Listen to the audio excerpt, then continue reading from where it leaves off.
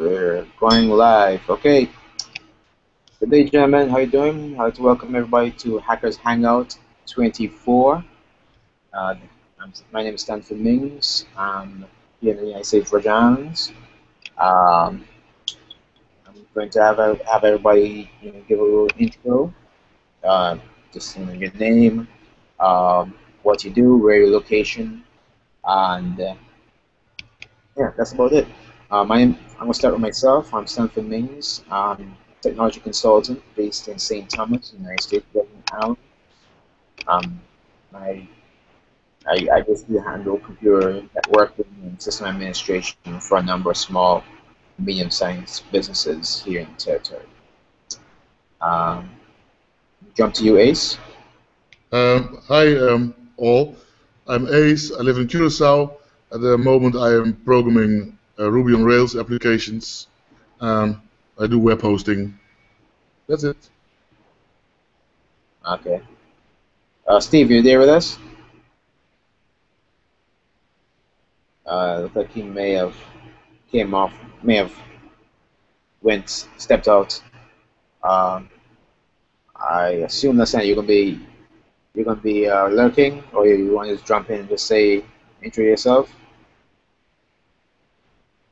Okay, he's lurking. Okay. Well, It's the four of us.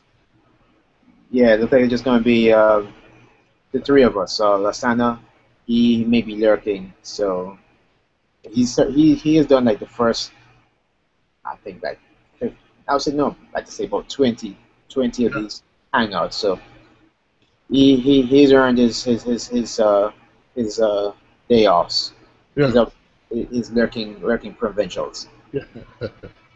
Um, yeah, what as I say, we discuss all various things from things happening on the mainland to things here in the Caribbean. Um, and because of the fact, that we're from a wide variety of, throughout the Caribbean, what I've discovered, there are so many things that are happening here in the Virgin Islands that may not necessarily be happening in Curacao or Trinidad and Oh, vice yeah. versa. And so I think that this resource allows us to hear what's happening, you know, and just learn, just basically learn and better ourselves. That's the best way for us to better ourselves. Um, one of the things I see that happened this week, and I don't know if we can really jump on it or discuss it. It's techie in terms of the device is a techie thing. Dr. Dre, the music artist, I'm not sure if you heard of him, Ace. I heard about Dre, yes, of course. Yeah, and him selling uh, Beats by Dre, the company, to Apple for, it says $2.3 billion. Hmm. Dre, uh, $3.2 billion. Okay. In shares, I guess. I I don't think they have announced it. I don't think it's been announced. It's Dr. Dre went on I think one social media and announced it. I think beforehand, and yeah, and so I don't think the details are out. But Apple's not commenting on it. I guess before because they haven't got all their ducks in a row. Their marketing people, all the things needed that they're normally known for. So the thing that we know is just that Dr. Dre announced it beforehand, and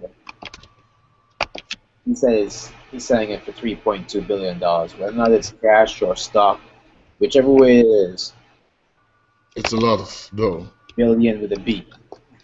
Yeah. Uh, my thing about it is I'm trying to understand why Apple of all people decides that they needed to go and bring in Beats to into their ecosystem. I thought that they had a solid system in place with with iTunes, and I thought that their device had more than enough resources, enough push um, to be able to satisfy everybody. To see them going out and making this big of an acquisition, um, it's very telling. I have no clue about what this Ray really does and about those are headphones. Okay, yeah, those are headphones. Yeah, right. And Apples, I don't really do a lot of. I don't know not much idea. I just know that they have some open source operating system under the hood, and I have no clue why they spent 3.2 billion to buy headphones. I have no idea about it. I, Okay. I don't really think about it even or something, but yeah, maybe you can tell me something. Why is this is so interesting from a technological point of view? Well, I think it. Well, yeah, as that's what I was just saying. Yeah, it's Does the headphone do anything special? well. That's the thing. I think the company. One of the things that the company is known for is not just the headphones, but their music service. I Ah, per, I personally haven't used it, uh, but just the mere fact that they purchased this company and supposedly for the streaming services. If that's the case, then that's iTunes making maybe getting some competition. I have no idea. There's probably a good business reason behind that, but what's the technological reason behind it? Is there any special technology involved in that? I wouldn't know. Don't know. All right, well, that's a conversation we can have for another time. Once we Yeah. have more details. Um, is there anything that may have happened over the last week or recently? This is your first time that you want to you want to discuss or bring to light. And it can be anything from both uh, United States, Europe, even Curacao. It would be better if it's better if it's from Curacao, since I don't know a lot of what's happening So it's down like there. the news or something like the recently Yeah, it could be recently anything. stuff. I mean, there was a guy here talking about XBRL, extensible business reporting language, as some kind of open standard for business reporting. I don't know. He was giving a lecture. There was lots of financial institutes and also some technology organizations involved, and they were talking about that it would be very good to kind of unify this onto some open standards. Hello, Kurt. Hi, Kurt. Welcome. Yo, Stanford. How you doing, man? I'm good. I'm good. Good night, everybody. Hello, good night. Hi, Kurt. Happy Mother's Day to the mothers. Well, I'll pass it on to my mom. Yeah. Pass it on. Pass it on. Definitely, definitely. Clearly, you didn't make yourself. So yeah, pass it on. Not a problem. Not a I just problem. reached home. Where's Listano? He's here, but he's lurking. Yeah. He's looking. Okay. No, he earned it, All right. man. How's the show going? Everything is good. Everything's good. Yeah. We have somebody new here, Ace. He's Hey, he's coming out yeah. here. So you know him? I've seen his name around in the group. I've seen him talking to Amarillo and him. So yeah, kind of have an idea who it is. Okay. Okay. Now what? Quickly, give a brief little intro about yourself, so he knows exactly what you're doing and whatnot. I think y'all there's some parallels between what y'all doing. Okay, well, the main thing is that I'm the Ubuntu member. I'm a part of the Ubuntu community in the Trinidad, and I try to promote the whole open source thing. I'm a IT consultant by day, Sometimes I do a little software development, maybe in some C# or Java, and the web stuff like PHP and JavaScript and stuff like that. So, Oh oh boy. yeah, I want to make a game. That's cool. Yes, it must come back up. Yeah. Yeah, we have Ace does with Ruby and Rails, so Okay. but yeah, he also got And a I've website and I, opencuracao.com, which I personally hearing about. It's like a nice website. and I'm just when I tell you just reached home, walked in through the door as I picked up Wi-Fi, I joined the Hangout. I appreciate it, man. I appreciate it. Yeah, man. But you know what? I don't know. You maybe to just shine a bit light. We were just talking about Apple supposedly buying Beats. We're going to jump onto another conversation, but if you have anything you want to add to it, uh, and you heard about it, right? No. Oh, oh, that'll be another thing. Yeah. I don't really have anything to say there. Don't worry. You could go on. I Okay. see my boy Steve. Where's Steve? Steve. He's somewhere there. He's there, but I think he may have stepped out to do something. He's here in spirit. I've seen all of his books and his headphones and stuff. He doesn't seem to be on camera. No, he's on the camera. But, but I'm quite sure he's hearing us. But anyway, Yeah. Ace, you're talking about XPR. I've heard of a number of these reporting languages. But can you give me an example of where the use is? Because I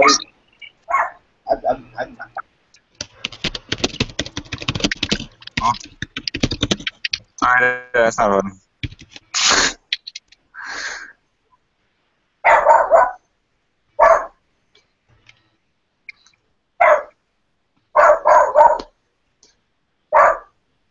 Time for the good then? right? Alright, I hear you now. I stopped hearing it just now. Can you hear me? No, I was trying to mute myself because of the dog barking now. Oh, okay, no problem. Anyway, Ace, can you hear me? Yes, I can hear you now. Yeah. Yeah, can you go into the XBRL? Because I've heard of reporting languages before, but I've just not been able to wrap my head as to their purpose. Can you give me like an example of where this would be used? Oh, well, I think it's some kind of language where you could export, let's say, all kinds about things about, maybe, I don't know, maybe your annual report or maybe your consolidated balance. I don't know. And then you could exchange that, or you could have have that data from all the companies in your country, and then compose like an overview of all the profit or loss in your country, stuff like that. It's to exchange financial reports in all kinds of forms. And now there is not a standard for it, or an open standard. So it's difficult sometimes to get the numbers, let's say from all your insurance companies, to get the numbers and then compare them. And that's what I understand from it, because I don't understand a lot of it. But you asked what was new, and this was one of the things that happened last week in Curacao. There was a guy promoting that kind of language and that kind of open standard, which is important for me, to the public here. Okay. You put up a thing there about the ICT summit in Suriname. Yeah, have you been to Suriname? No, I haven't, unfortunately. It's also in the CARICOM and so on. I know Antigua has had a ICT fest. I went to it last year. I'm going to try and get to it this year. I don't know, but I don't know who the other countries. I don't know what when they have their events or what. I'm just going to the website here. It seems to be Very, very lively one. Yeah, they did it last year. I was not there, but apparently they had a good success, and then they made a new one this year. And I think I'm speaking there about open source, um, uh, just as a speaker, you know. Because like open source is my thing. You have figured it out already, and and that's what I'm doing. I give lectures. I was in Guyana last November, British Guyana, on the university giving lectures. How much is open source? How big is open source being used in Suriname? I don't know about Suriname. I don't think a Ah, lot. Suriname. Sorry, Curacao. In Curacao. Curacao also, it's still it's still like the normal people don't know about open source. Like they have an Android phone, but they don't know about the open source. They have a Mac OS 10 or iOS, and they don't know half of it is open source. They use Linksys routers. They don't know there's open source. They only know Windows. That's it, Microsoft. And so they don't use LibreOffice or something, but they're using Firefox or Chrome. So they just are not aware of the fact that open source is like a real thing. And I'm writing in the paper every week in the newspaper, like a column, and and that's to try to get more awareness for it. And you know the thing is that our schools do not prepare people for jobs that use open source. Like the university, the IT department has no clue about open source. They do a little bit, maybe 4% or 5% teaching. The rest is just you know common things. But if you would go to Facebook or Google and you would have to say that you never worked with open source in your life and you're like 24 and you're coming from a university, it will be hilarious. They will just laugh in your face. And this is very strange. You see Google and you see Sorry, Facebook. Ace, can you repeat what you said there? I didn't catch that part about the universities. The University of Curacao doesn't really prepare someone to work in an environment where open source is a very important thing.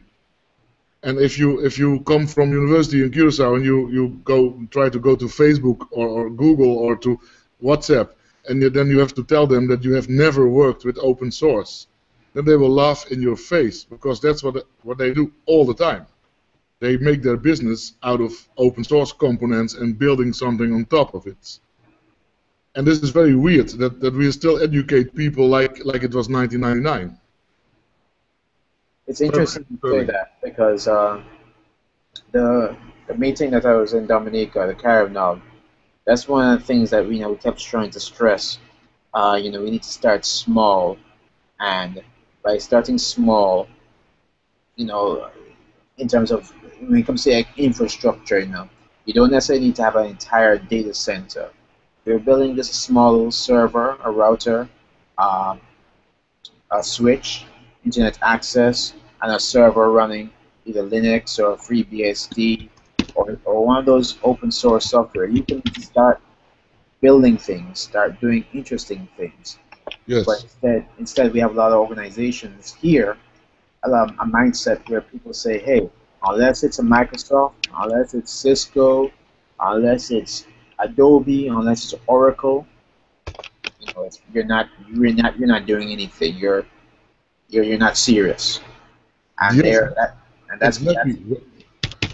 that's very heavy from the education point of view, where they're trying to tell everybody, oh, go out there and we need to get these kids learning Microsoft Office, um, use Excel, Outlook. They're trying to get everybody to do that, and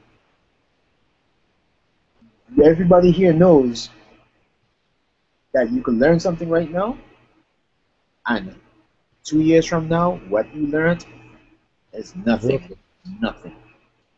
Exactly, and it's so weird because like um, I'm selling web hosting, like maybe I'm selling unlimited email for $200 a year, and I'm doing it with an open source server. It's called Zimbra. It's very well done, and I have people switching to Exchange for like $10,000 or $5,000 hardware and software and maintenance like $300 a month, just because, you know, they have to be a serious company, and serious companies have exchange in an office with 5 people.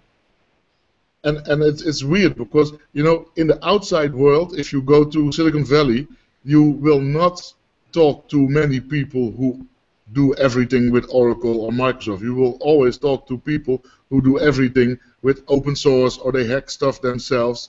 And we in Curacao, and I think the same with your island, we are not prepared to enter the changed developers markets, because we're still listening to Cisco, but Cisco is open source inside all their machines now. But here they still think Cisco is some kind of high level thing. Open source could never be as good as Cisco, but the fact is that Cisco only uses open source in their routers. And this is a very weird concept. I hear exactly what you're saying. I understand. I agree. Amen. Sorry, Kurt, you were going to say something? No, I said amen. And the thing about it, interesting thing about it is that I've talked to a lot of guys who are working for these big companies, the infamous companies, the Googles, the Facebooks, the Microsoft, sometimes even the Microsofts. Yeah. And they tell you straight up, listen, you know, we start small. Start small, use what resources you have, and you build on top of that. Yeah. You know, you don't go out there and buy the greatest and best, because the greatest and best is built for the greatest and best. Yeah. And if we're going to continue training these young, the next generation to play at that game, at that level, they're not going to be able to understand the concept of starting small and then building on top of it. But we are not teaching that we're not teaching that in our university, for instance. We're not teaching that at all. Like you can build your own mail server. No, you buy Microsoft Exchange and then you learn how to configure it, and that's what you do. And this is a bit weird, because if you want to start small, like WhatsApp, 60 people, how many? 19 billion dollar, and they were sold, and they have only 60 people working for them, for so very small group, really. Are you still there, Stanford? Yeah, I'm here. Yeah. Okay. Hey, and did you see the link to the CTEX partners that I just said? I'm actually going to that website right now. Because they made a Tier 4 data center here on a hill. We are outside the hurricane zone, and blah blah blah, and it will be the safest place to store your data, and so on, and lots of marketing. And the thing is that inside there's only very expensive technology. It's called, I think it's V Cloud or something. I forgot what it was. It's some cloud solution from Cisco and some companies. It's really expensive, and the technology is managed. Most of it is managed from remotely from those companies who manage those cloud servers. And so locally, I don't see a lot of people being trained, because it's not necessary, because the people are already managing it from Argentina or from wherever. And this is one of those projects that is supposed to help our country to be more important in the digital world. But I think it's maybe like a big vault where people store their sensitive data, so FBI can't take it, or their own government cannot take it, and they have a safe backup outside of the hurricane zone. But the technology impact on the country, I expect to be very low, and it's all proprietary software. It's all Microsoft, vServer, Cisco, whatever. Yeah, I believe you. I know a number of the folks who would love to set up inside there. I'm looking at the website here. I wish I had Steve here.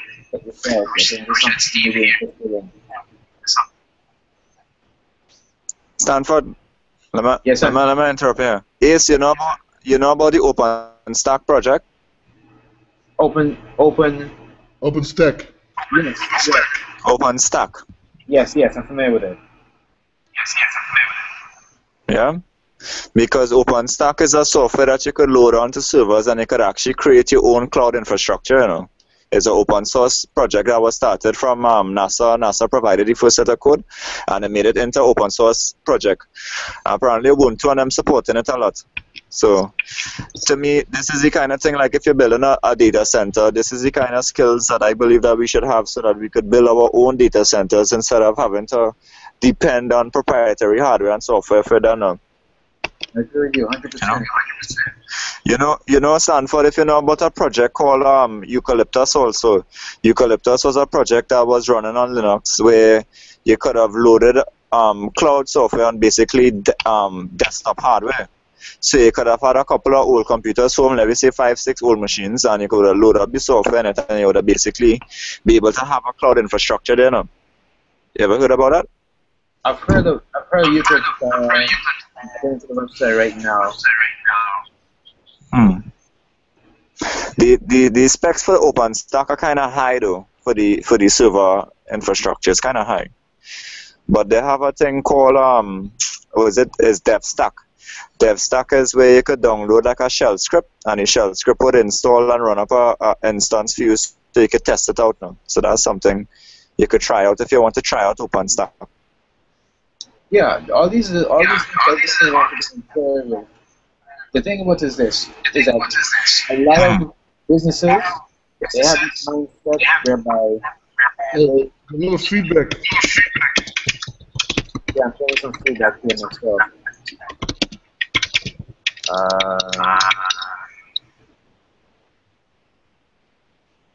I'm going to try something.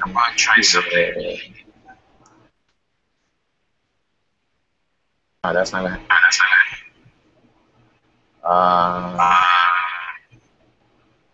I think 1, Kurt's 2, testing 1, 2. giving the feedback. Okay. Listen, Kurt, I had to mute you. At least I think I muted you.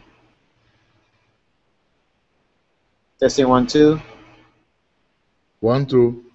Okay. Looks like it's out. He may have went off, but it looks like it's still there. I can see Kurt and a black square I have. Yeah. Well, I'll continue. But the thing I see is that a lot of businesses, they how can I best put this?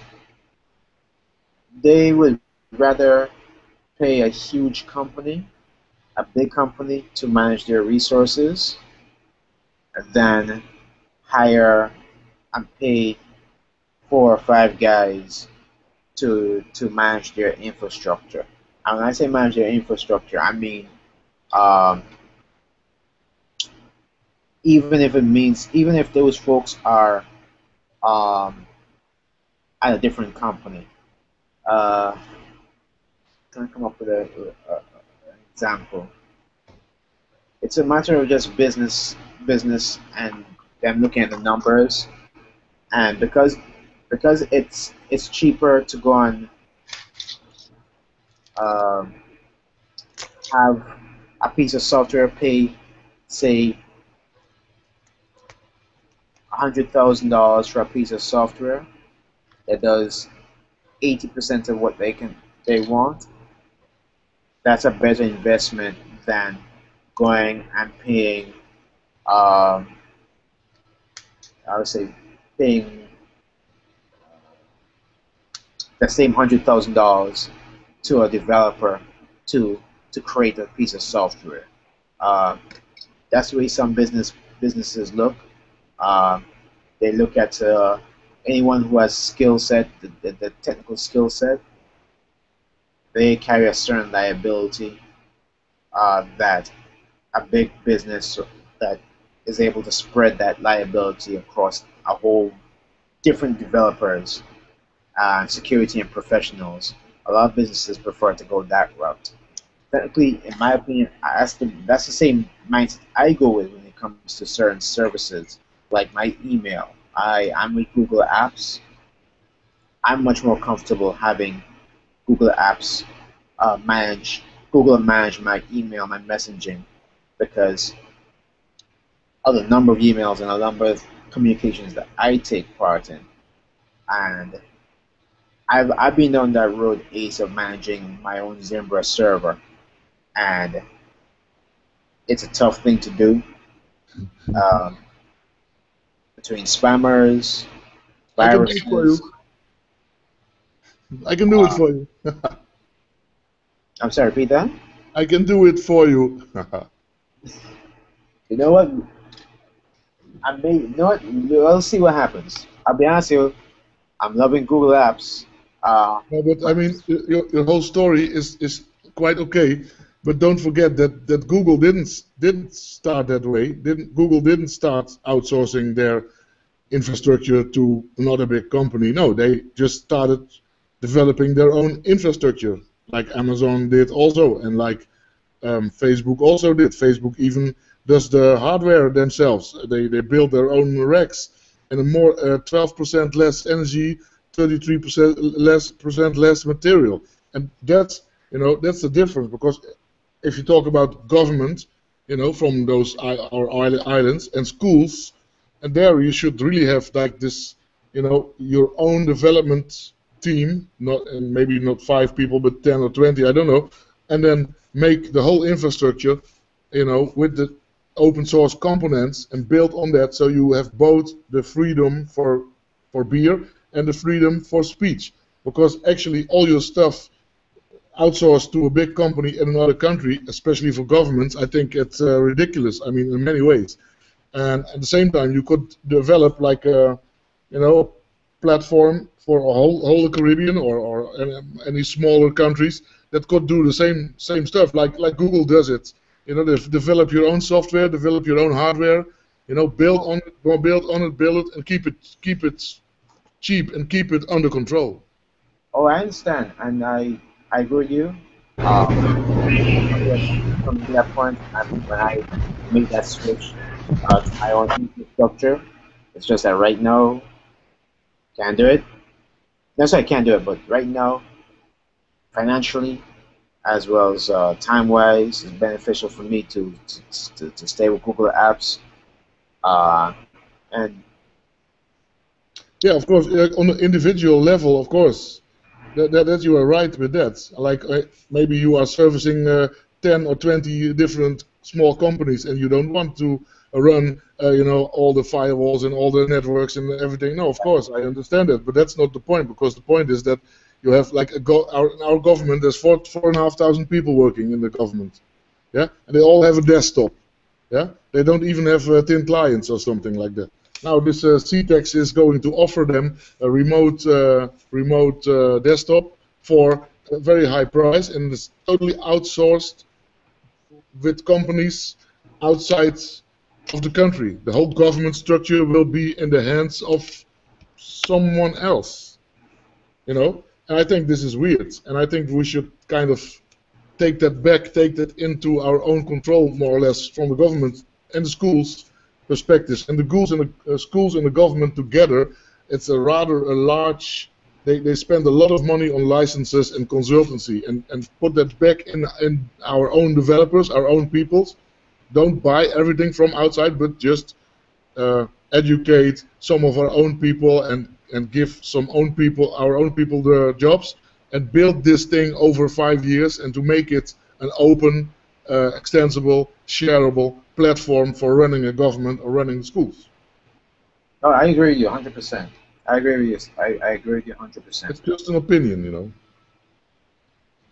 But it's gonna, no, it's going to happen. There's going to be a point when we're going to have our infrastructure down here, and it'll be solid enough that it would be a no-brainer for those who really are interested to build their to keep their data as close to them as possible.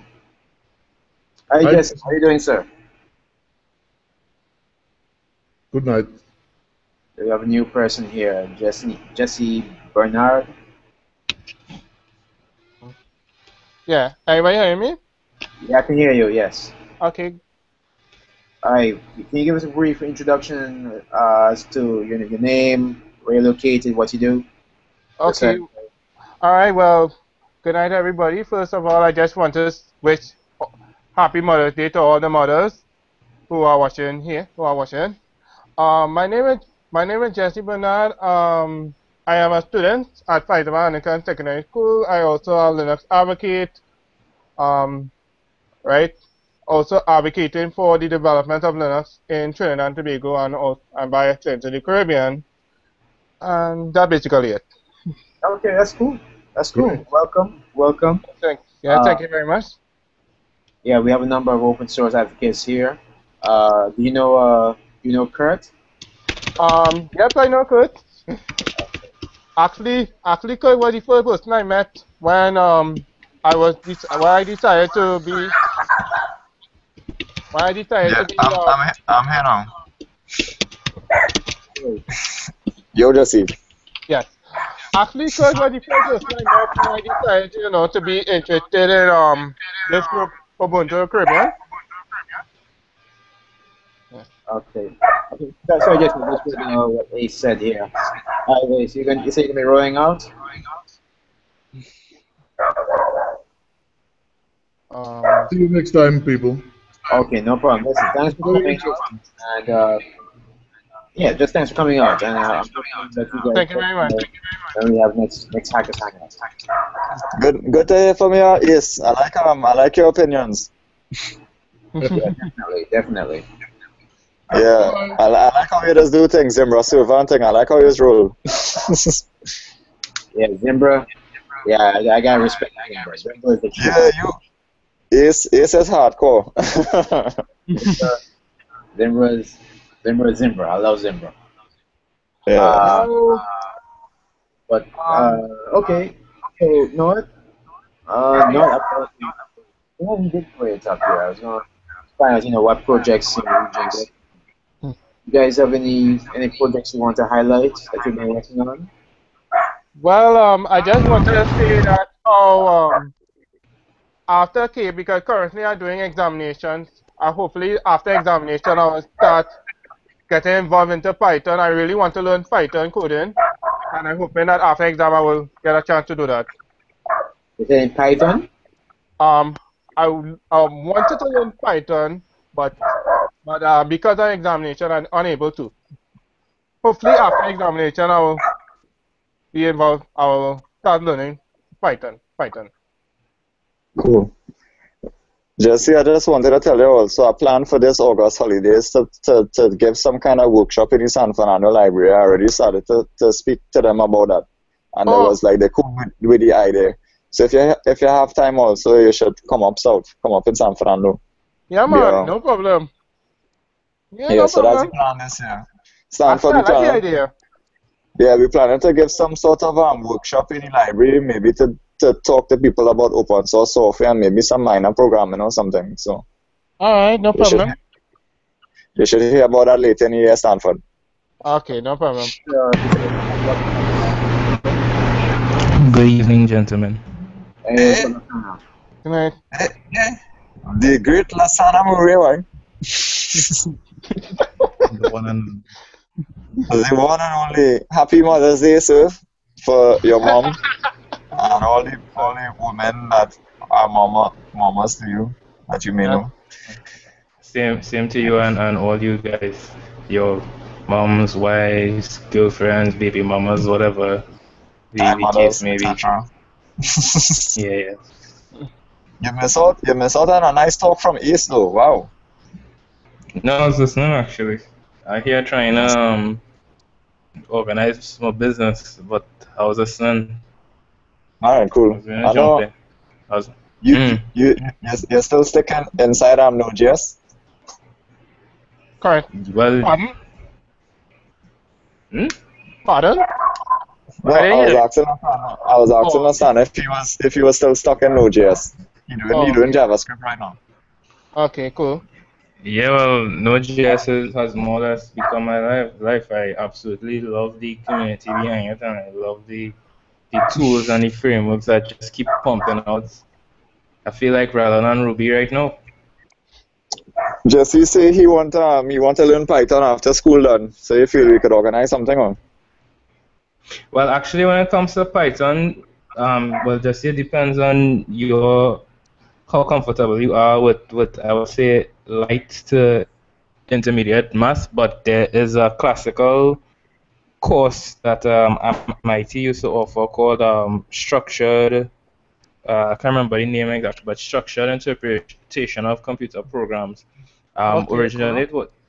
it was in Scheme, but what they did is in recent times they actually teach it in Python. So Okay. what they did is they have the videos available online, which are much more And easier than MIT. the You can yeah tell on me the MIT. uh, You'll have to Google for it. It's on MIT's open courseware thing, but they Open, have the yeah, open okay. videos course, right? online Yeah. and the Alright, cool. books. It's not Also, about Python, but you use Python to study the course basically. You learn Python as you go along. Alright, also cool. Jesse, I started a course. As Kester told me about it on Udacity. There's a website called udacity.com, Oh yes, and they I have a remember that. yeah, introduction to computer programming where they teach you how to build a search engine in Python. So that could be a Okay. nice introduction for you too. It's just Alright. to do I believe they're gonna stop giving out free certificates where you could watch the free courseware also. Let's sign in. There's another place also where codeacademy.com.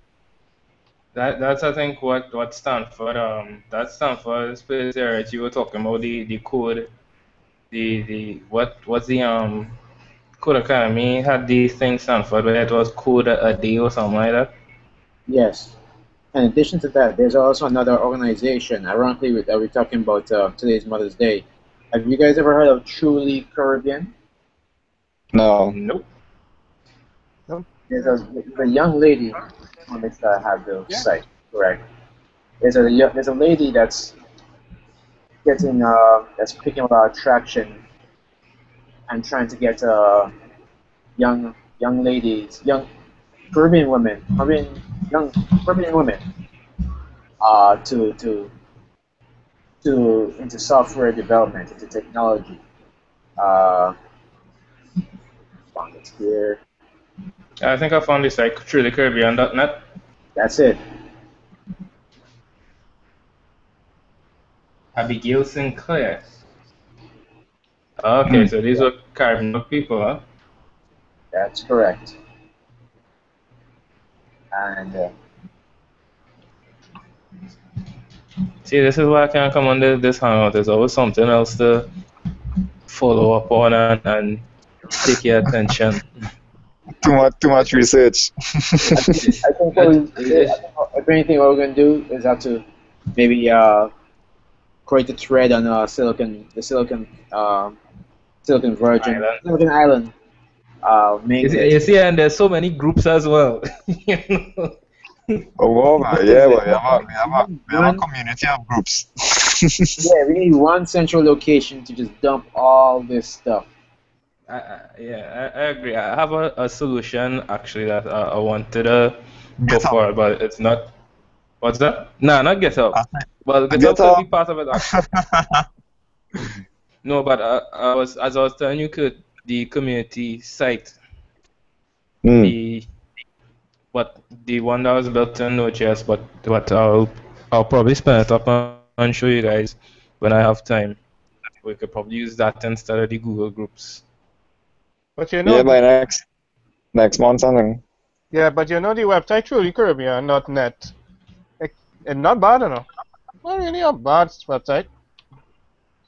Well, no one said it was bad, Jesse. It's not bad. Okay, okay, it's not bad. It's not bad in terms of information, but the layout, just not Jesse, satisfied. like you're gonna start to do some HTML and CSS way. I Okay, feel you have an interest there, you. I feel you want to do some website design. Actually, I think it's smooth enough, it's functional enough, and actually they're using Amazon EC2 servers for their hosting. So, oh EC2. my bad. That's just for the images. They're using one of those one-on-one data centers. Liam, they nearly get 10 points then. Oh no, I clicked on this is an Amazon link on the site. Oh, okay. They're using the Amazon thing where you could basically get if you put like products up on your site, you could get like a cut if people use the links while they're browsing your site. Like you have your recommended books or whatever. Yeah. That's affiliates. Yeah, affiliate links. I wonder if it really works for non-profits in terms of like, yeah. Advertising for the win. No, but it's a good idea because you basically put together some stuff that I think people who might come to your site interested in, and if they're interested Yeah. and they actually buy, they also support your cause, right? In a way. Yeah, but this is interesting though, Sanford. I know that's I'm looking at it myself. I had breezed through it, but now I'm really looking through it, and the thing I've come to realize is that we have we're having a I think we're gonna Explosion. have a situation where there will be those folks who are into the technology for the financial I say financial incentives, and you can also have those folks who are into technology just for the pure joy of being in technology. Um, I'm seeing a lot of things coming up where people are saying, "Hey, we're into technology. We have to do this. We want to create an app. We want to do this and do that." But not necessarily they want to just build an app. They're more interested in doing it for financial reasons. And I'm seeing a lot of organizations who are who are based in not Dominica, based in uh, Trinidad, Jamaica, Barbados, where they're startup culture, and I'm wondering. While I'm all for the startup culture, I'm wondering if it's just all about just trying to get make as much money as possible. Right. Could feed that dog now. Oh, boy, yeah, boy. Jeez. Oh, I don't know. I feel like I was strongly, dog. I think she could, man. But yes, Sanford. But what I think, honestly, I think is a boom. But I mean, it's ridiculous. What's really going on around the entire island right now, and it just seemed a lot of it is just still kind of like real isolated, and to some extent you have Scotland. duplication efforts. Yeah. But on the other hand, some of the efforts just reach so far ahead of the other efforts as well. So is amazing. I think the Caribbean right now is like just raw, Untapped activity. potential. I wouldn't say on tap. I would say more like it just oozing out, like like oil that just suddenly naturally just started to spill out the earth or something. I think it's just like nah. Honestly, think like it just natural. Everything just hit like oh gosh, what's called this thing, boy? I don't remember the term, but everything seemed like it like critical mass kind of thing, and it just like it's everywhere now. You're seeing something going on, but at the same time, the the coordination still hasn't reached there, but it looking like the coordination itself is going to just automatically happen in some instances. Hmm. Where you get where I'm coming from? Yeah, I think I understand where Yeah. you're coming from. Yes, please.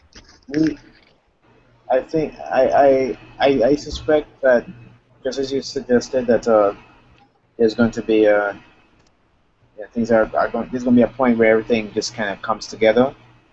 Um, I see all these various organizations and entities from different places, different backgrounds, and everybody's trying to, in my opinion, try to do the same thing that they're doing in Silicon Valley, where you have all this startup this here and venture capitalists here, and make an app, build an app here, build an app there.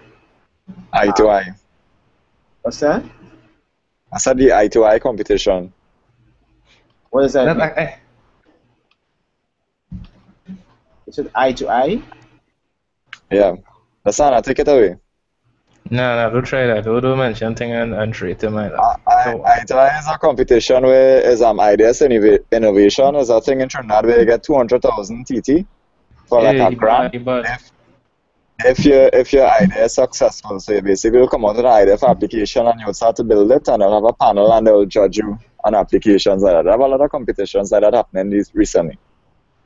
So yeah, that's but one that's happening in Trinidad right now. the problem though that I see with all of this with regards to the app things is just that it's all being focused on this silly, make an app for Windows Phone, make an app for Android, make an app for BlackBerry, but they're not really.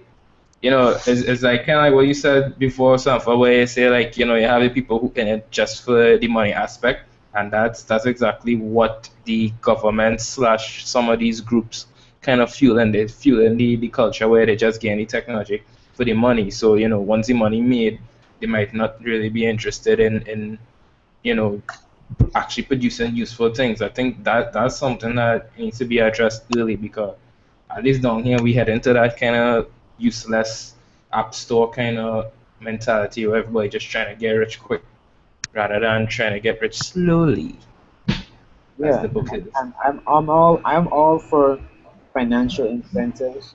You know, you know, making monies to be able to live, and that's we need it to live the lifestyle that we want to live to be able to buy the resources and the technology and the toys that we want to play with.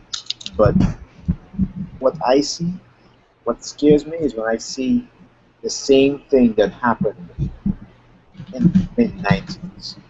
Um, hey Steve, you're back. Yeah, sorry for that. I had to take that call. It's one of those business calls that I had to take. Okay, not a problem, not a problem. Okay. What I missed. I'm sorry, repeat that. What I missed. Oh, right now we're just talking about the various types of cultures uh, that's taking place here in the Caribbean. With respect to, we see a lot on some of mostly the bigger islands.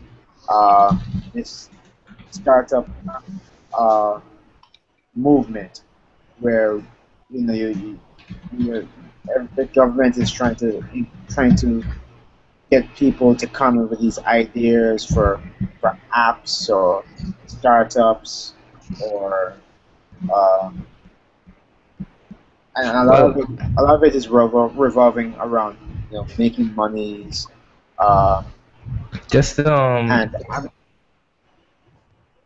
I'm sorry, go ahead. well, I don't watch.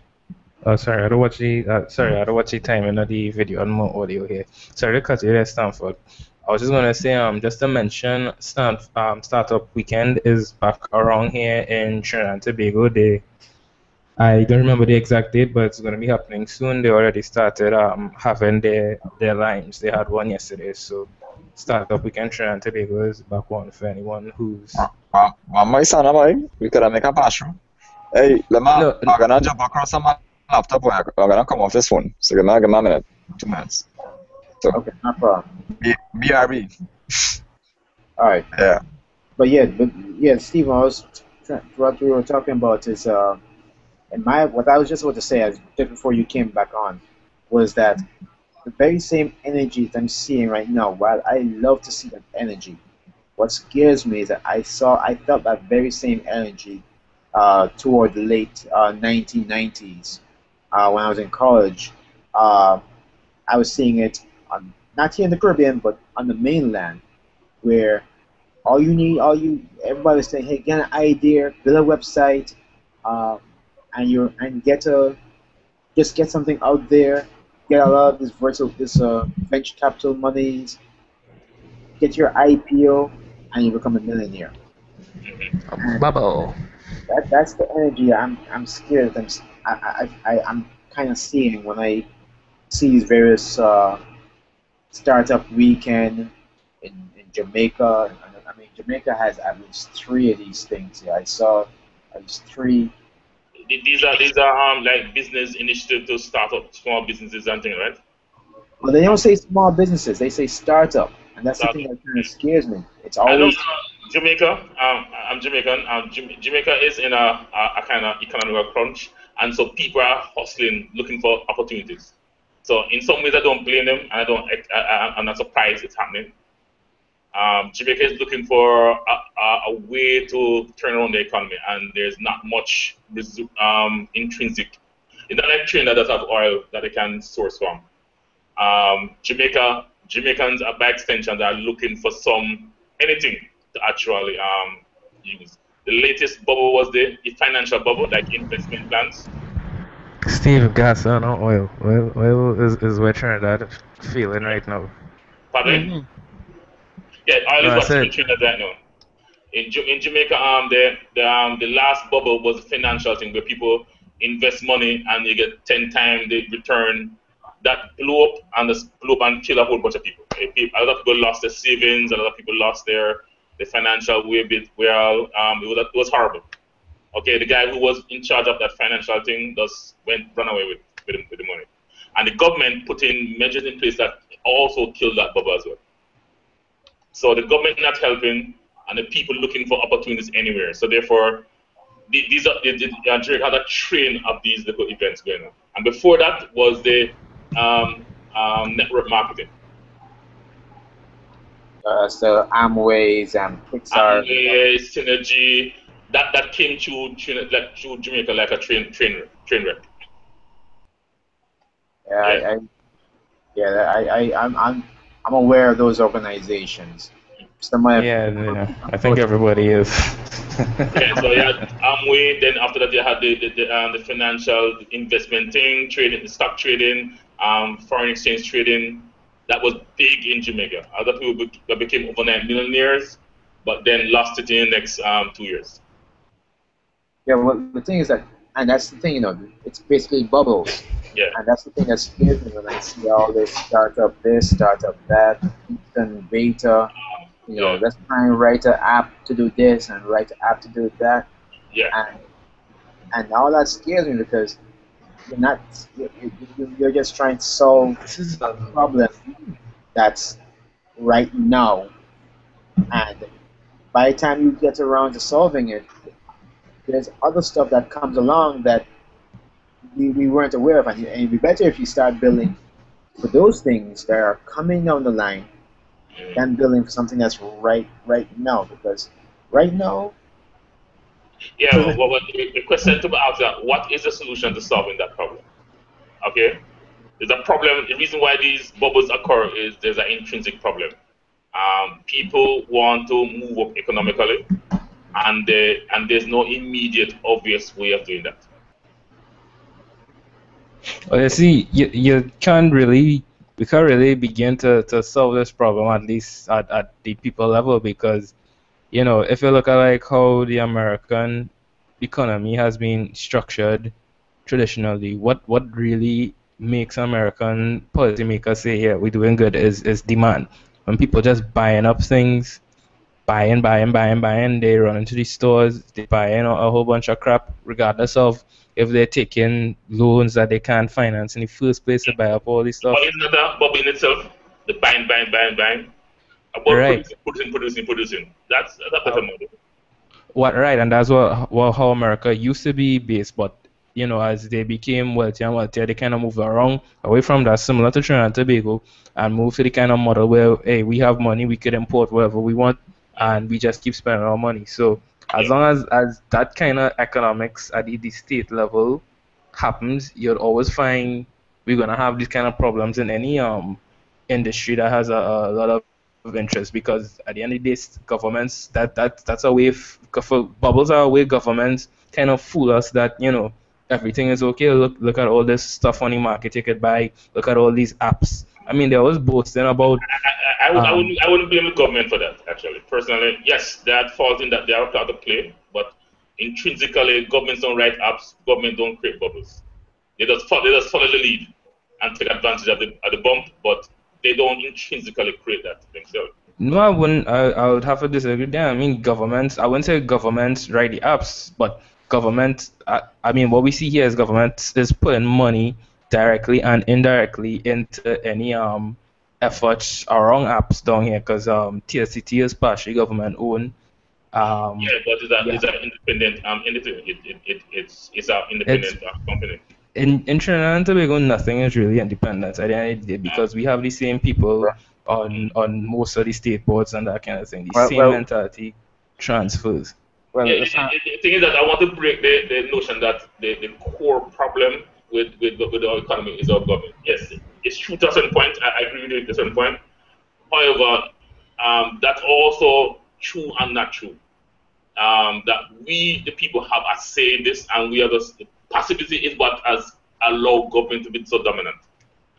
You know, Government, funny enough, I had a discussion I just with Richard about Richard who well Seth Brown on Facebook. He came to come to the hangout once in a while, but you know, he made the point that we have as a people have the power to change and that kind of thing, and I understand that, but you see, at the end of the day, those kind of statements kind of assume that there are enough people who actually interested in getting behind something, and there are a lot of people they might even see the importance, but they're still not going on and be concerned because not everybody wants to change, you yeah. know, the way things And are. the thing is that governments, and in particular government here, are not aliens. They are from we went to the same school as the politicians.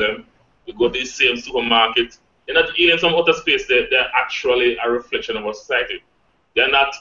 We like to think that they are separate beings, politicians, but no, they're actually probably they're said to be a mirror of what the society looks like. That's right. The same thing that politicians do government, the same thing that goes on in big business. It's not because government forced them. It's the same mentality occurring in TCT, the same mismanagement, and also private companies that mismanage just as badly. Okay, and it's not that government forced them to do anything. They're just reflecting the culture out of which they come out of. And we like to separate as human beings, and I do too, and I separate myself. I don't like to feel that I'm wrong. Okay, or I'm that ugly. So I always project it on somebody else. Okay, and we are notorious as a race to separate ourselves from things that we consider bad. And we have created the politician as this alien from outer space that come and take over our country and run it badly and thief money and things like that. Yeah, you know, I remember in Jamaica, they got a minister was they had a project in which they were putting lights in the light in the and the street. It was a donation from Cuba. But the end of that, some government, some politician went and thieved all the bulbs them and create a company that was selling them and make millions. They caught the guy. The guy they caught, the guy who actually was doing it, was a guy who I went to school with, who sat in the desk before me every single day for almost 5 years. Okay? I went to the same class as this guy. I was on the same football team with this guy. And this guy wasn't an alien, okay? But yet, he was able to somehow conceive that he can steal money. And I say that you can't be saying that the politician is thief. We are thief, okay? We created the politician, okay? And the solution lies with us first recognizing that we are a problem as a society, and we have to actually solve it. And there are some people, and to be truthful, the reason why the politician is up there, and in fact, is because a majority of people just don't care. They whine, they complain, and in fact, sometimes they even demand things from politicians that allow them, like for example, investment in apps is that it's not popular to invest in apps. The politicians don't really care about apps now. All they want to do is invest in something that is popular. They're trying to get that a big return. Yeah, and the election. So he's motivated by staying in power and election, and so he will ride any donkey that is there. Okay, and so therefore you do have you do when we are interested, we do actually move politicians. Once we say, hey, we want this, the politicians will do it because it's in their interest to do it. No politician will do something that's not in their interest. So I think ultimately the power lies with the people and what they really want, and I don't know who come with this statement and said the people get the government they deserve. Okay? Yeah, I agree. I agree with you. I don't know remember who come up with that statement. The people get the government they deserve, and we can change politics. When people are angry and upset and want something, you bet your bottom dollar, the politician will go and do it. Okay? Bet your bottom dollar. And everybody say, hey, enough of this. The politician politicians that will say no all the time, we say yes right now. So politicians can be blamed, yes, but ultimately, I must not disagree with anybody who fundamentally put the blame on government. You know, even in America, they became great by manufacturing, by producing stuff, by innovation. Okay, yes, they have what the government has not done is that they have not encouraged from the state in America, and so now people are just basically buying and borrowing. But intrinsically, I think that any country, you need to add value to something you're doing. That's the fundamental part of economics. If you want to make money, you need to add value to something. If you're mining bauxite or mining oil, you have to add Crap, my value to it. mic's so. You add value to it before you sell it. You can't be selling raw material. Full stop. That's foolishness. Trinidad can't be giving oil like that. They sell oil. They sell raw oil without any processing. That's foolishness. You need to break that down and add value to that product. And if you're doing apps, you need to build infrastructure. That in infrastructure, employ people. See, that's the thing. That's the exact thing that keeps going through my mind whenever I hear a lot of these startup and app this, write apps and whatnot. I sat down and I was going to write an app a while back, and as I was saying down, I realized that the app is the easiest part of any of these of the WhatsApp, the Twitter, and all these. The app is the easiest part of the entire business. All it is just simply taking data that's sitting on another server and then giving it to you. And I think it's that's that's the part a lot of people I like to think in the Caribbean, a lot of the people in general don't seem to understand. There is a lot of stuff that's happening in the background, and if you want a really successful app or business or startup, you've got to realize that it's in the background. It's in the data center. Be it either the data, if it's be it a computer that's underneath your desk, or it's running on an Amazon's cloud, or a Google's cloud, or Azure, regardless whichever it is. There's that back end, and that's the thing that I don't see being pushed. As in, we're not encouraging young folks to. We're not. I'm getting a lot of feedback from somebody. Thanks. That's the thing I don't see. We're Like building a road without trying to drive a car without any road. exactly, and that's the thing we need to start pushing and getting. I think Caribnog is an entity that I think everybody. I don't care if you're a web developer and you say you only want to do web development. I think understanding the whole stack from The whole ecosystem. one all the way up to 7. I even say 1 to 8 because that's including human beings. It's something you need to understand, and because if you don't, I promise you, you can write all the apps you want, you can write all the websites you want. You're going to still be beholden to the guys Yeah, going from 1 to your 8. individual get rich, but your society don't get rich. That's the problem.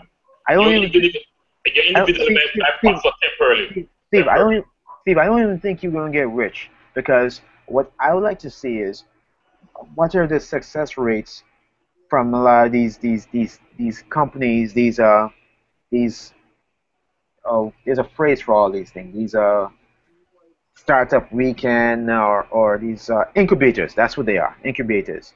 What are the success rates? Because Wait, startup weekends now, incubators now for. They don't go that far. Okay. They don't go that far. It's just a place for people to come and really network. It's not even about actually having something like a actual business and that kind of thing. It's really about getting people interested in anything, thinking and collaborating. That's the most important part of the whole exercise. Okay, so how do you collaborate? Explain how it works. Well, basically spend a weekend, like literally spend a weekend at the place, you go if you need to go and that kind of thing and come back. but you spend a weekend. The first night I think is like kind of like breaking the ice and that kind of thing. The second day they you know, whoever decide to be in whatever team, they get together and they do their stuff and they work on a prototype. So you kind of also get like a real rapid project management kind of thing in like 48 hours, and the last day you basically present your ideas to, in quotes, potential investors who may or may not actually really have any interest in investing, but you still get that experience of pitching your ideas and that kind of thing. It's actually really important from a business development kind of thing, from the mindset of building a nation, that encouraging a business minded attitude then towards the technology. Yes, it's technology focus, but you know, a major part of all this is not even the back end stuff or the front end stuff or whatever you could do. The real thing at the end of the day is just like with any other business, is being able to convince people to take interest in what you do and that kind of thing. Yeah. Okay. Well, here's the thing. I respect the networking part of it, but what I would like to see is what are the success rates? No, no, yeah. What are the success rates? And two, if people sit down and really observe what happens in Silicon Valley, because that's the model I see a lot of people are using for a lot of these events, and look at the success rates. Because I saw the success. I watched a documentary where they highlighted these various events and these organizations, and we only hear about the winners, but there are, like, for every winner you hear, there are like hundreds, maybe even thousands of losers, and we don't. I wonder if folks who are taking part in these events are really really prepared to hear that their idea wasn't up to standard, and Yeah, and then whether or not they're ready to stop to take a step back and say, you know what, this wasn't a good idea. Let me start with another idea and and move on to that. Are they ready to continue to do that? Failure. well, that's the thing there, Stanford. I mean, it's well known actually that Silicon Valley's failure rate is like what, 95 or 99% of startups or something like that. But you see, it's have different, just like the OSI model, then it have different levels in, getting that economic value. And this I'm talking this from the country level, and not like from the startup weekend organizers level, because it's actually organized by locally by people who would have taken part before or taken part in it at some other place.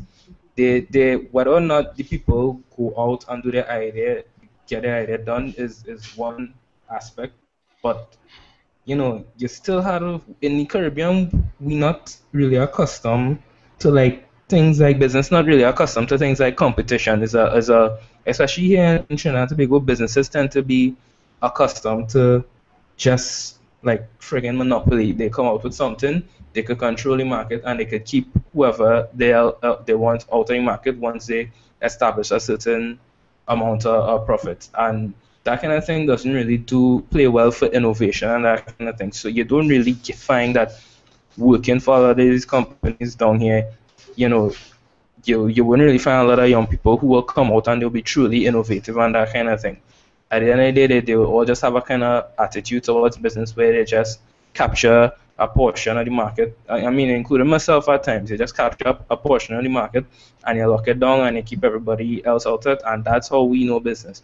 But the thing is, with the things like startup, we can know what you get is that with all the negatives of the startup culture, you still get a kind of more agile approach to business rather than the I want to become an old dinosaur of a business approach to business. So it's just a lot of value there, Dred, because they might go out and do their thing and fail, right? But the way we are accustomed to business down here in Trinidad, especially too, people tend to fail, and that tends to be it. They ain't going to get up and continue. But the startup culture actually encourages you to do just that, because that's how you learn and that kind of thing. So they'll be encouraged to do just that. Another thing too is somebody might have a business idea and they might see somebody else doing the same idea, regardless of how they accomplish, how well they're doing it or not, they might just give up on the idea. You know, the startup culture doesn't encourage that. It's like, well, if somebody else doing it, you see how you can make it better, how you could get get your share of the market, get customers, that kind of thing. It's certain things that locally you wouldn't really learn that down here. Like, we really literally need that kind of experience and talent in the country, because the local businesses down here, you really wouldn't get that kind of thing from them. It's all about monopolies. Okay, all right. That's a very good point. That's a very good point. Good point. My concerns is I just don't want the idea that apps and all apps is the all and be all. Yeah, I want to see apps What die they should have myself too.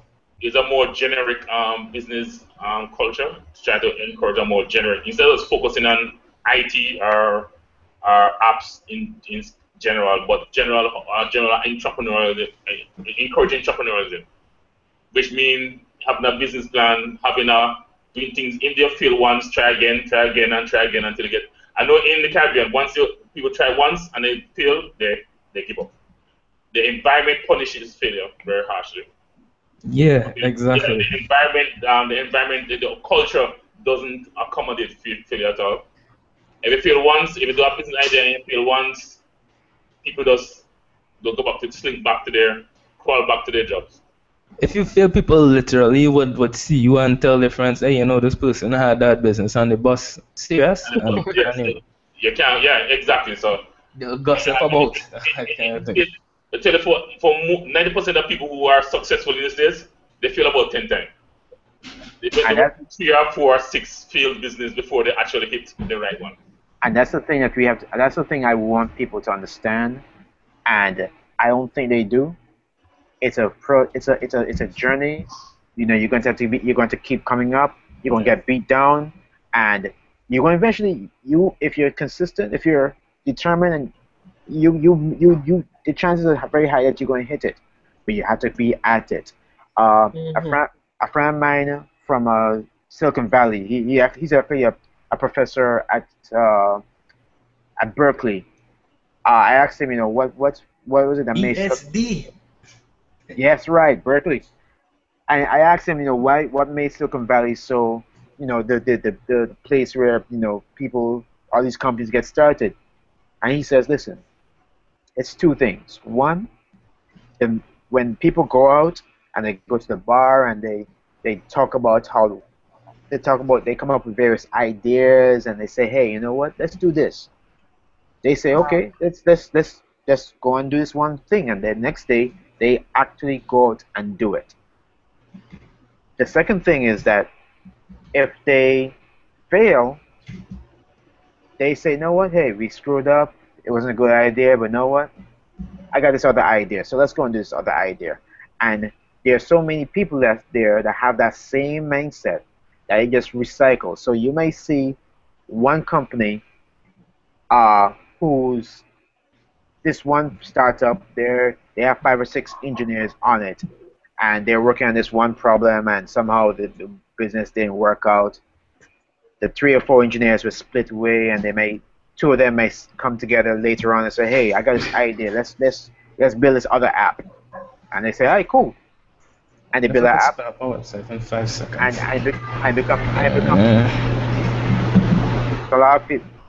And the next thing you know, they start another company, and the company becomes successful. But the thing is that they keep at it. They keep at it. They recycle. They're always recycling people, and people are always coming up with new ideas. And I just don't want us to try and not forget that there's that aspect of Silicon Valley when we try to do these various events and foster that culture. Yeah. So I could go with a program that emphasizes that sort of ethic and accommodation and doggedness to the process and not surrender so quickly. Because I've been business almost 7 years now, and it has been a fight. It's been a challenge. Over the temptation said, "Hey, let's go back to the 8 to 5 job." He said, "Nah, I'm not doing that." Okay. Yeah. I competing with the bigger boys in our area that I competing with TCT, Illuminat, the big guys, and sometimes you lose, sometimes you get up and dust yourself off and move on again. Yeah. And yeah, you're right. It's always it's keep going, keep going, keep going, keep going. And yes, the culture in the Caribbean is one that if you screw up once, then that stays on you, and you're expected to slink back and not do anything else. Yeah, the guy who originally started Lisa. I don't know if you know Lisa Communications in Trinidad. And that is why both of the companies, that's why some people, like for example, if they fail, that is why they will not be successful because they do not know that once they fail, what they were like, okay, we failed. Let me just sit down and work to see if we could create a solution to make these things better. But in the Caribbean, they don't have that. It's like once it failed, we failed. That's it. We done. But they do not have the mentality to actually like look. Let me sit down. Let me see what goes wrong, and let me see how we could fix it so that we couldn't make the same mistake again. And I find that's the mentality that most Caribbean people have. Yeah, that's correct. But even Silicon Valley, it did have its government support to create Silicon Valley. They did invest a bit of money in focusing technology in a particular area. It was originally HP so there was some government investment inside that. Kurt, a lot of feedback. Kurt, you have a lot of feedback. Is that me? Yeah, a lot of feedback, Kurt. I mean, not Kurt. Sorry, that's Sana. Damn it. Yeah, it Sorry, does sorry, require Kurt. some government feedback investment as well. Because Silicon Valley's origins was heavily invested Tell by me, I'm American friggin' government. mic mashing up now. Your mic mashing up? You also hear any feedback? Yeah, but not feedback. A lot of noise. It's noise. I think I probably have the mic too high. Yeah, you're better now. It's better now. Sana, is he fan? Is he fan, Sana? The fan off though. Is he Lasco fan? Is he Lasco fan? You need to get something like this. Some suppression and thing like that, okay? No, the sound card on this laptop too give him a real trouble actually. No, everything friggin' failing at once, yes? Carry on. But you were saying, Steve, you were saying about government. The government part now in terms of there's a role the government play. Silicon Valley was initially started by the government by Hewlett Packard Technology Park. That's what give birth to people. I think in business they call it clustering, where you create an area where people of like mind can communicate and talk to each other. Okay. So the goal of that is that people who in a particular sector can meet each other, circulate each other, and that's what Silicon Valley also have. People there see each other all the time. They know who can do what. They know who can do where, right. who can go where. And in the time we tend to form these silos, or this zone of expertise that don't know anything about anybody else outside that zone. They live inside TCT and just don't know what's going on outside. No, but this is thing about it down here though. Exactly what you're talking about, where you set up basically industrial estate. Trinidad and Tobago has a lot of that actually. But what tends to happen is the breakdown in this comes down at the state level. The state doesn't, like any project they go out and do, they don't see it out to the end, because we have a lot of industrial parks with a lot of companies in them doing stuff, and like more than half of the population are not even aware that that is an industrial park and that kind of activity is going on there. I can tell you this from first-hand experience. What tends to happen is that they build the industrial park, and most of the time politics get involved and mess up a lot of these things. Case in point, the E-Tech park that they were building at Tamra, that they I bid had a whole that bunch one. of contracts. I know that one person because I bid on that one. Right, because I have met more than one business person actually who has invested money there, and I told them straight to their faces, you know, I think that's kind of a risk, you know, the amount of politics around that right now, you know, because actually the last prime minister he mentioned that not too long after he announced the last general elections, and the new government they came in and they announced their plans It's to, not you know, well, I don't think they halted it all right, but I believe they took the land and they starved it of money, so therefore yeah, it will get scratched. yeah, utter madness because a lot of companies already invested in that place, and including some foreign companies that they were inviting to come down here, technology companies and that kind of thing. It just turned into be a And nightmare for anybody in the tech industry who was looking forward to that. You know, yeah, you just see, because we were kind of getting the bit to do the fiber optics cabling, the underground fiber optics cabling, and the data center. Whoever no, they IBM win the bid, but then IBM came back to us and said, "Hey, you want the job?" I said, "Well, yes." But we're giving you only half the money. I said, yeah, that sounds like idea. okay. I said, no, no, no, no. I know you're getting much more money than that, so no, you better make a better offer on that. And they were going around trying to get local companies to do that. I said, yes, we bid for the job, and we know how much it actually costs this job. You are giving us almost 20% of what it actually costs. So yeah, we're involved with the actual design and drawings, and well, it was glorious because it was an opportunity to actually apply very advanced technology and very advanced infrastructure up there in E-Tech Park. But I was Yeah, and disappointed because it got scratched though. yeah, and there are a lot of other industrial estates where there's activity going on. But you know, I talked to Kurt about this a lot actually. I call it I basically do my reconnaissance because you wouldn't find out that you have a manufacturer of a particular, you know, good or raw material you might need right here in Trinidad and Tobago because it's like the information on what's going on in these estates is scarce, and obviously the companies who The dare. social element of it has not been created. They physically have buildings inside there, but nobody knows what goes on inside there. Yeah, Okay. it's ridiculous. Yeah, they have forgotten that. Yes, creating an industrial party is just one component of people have to mix together and have to know each other and forced to actually get to know each other.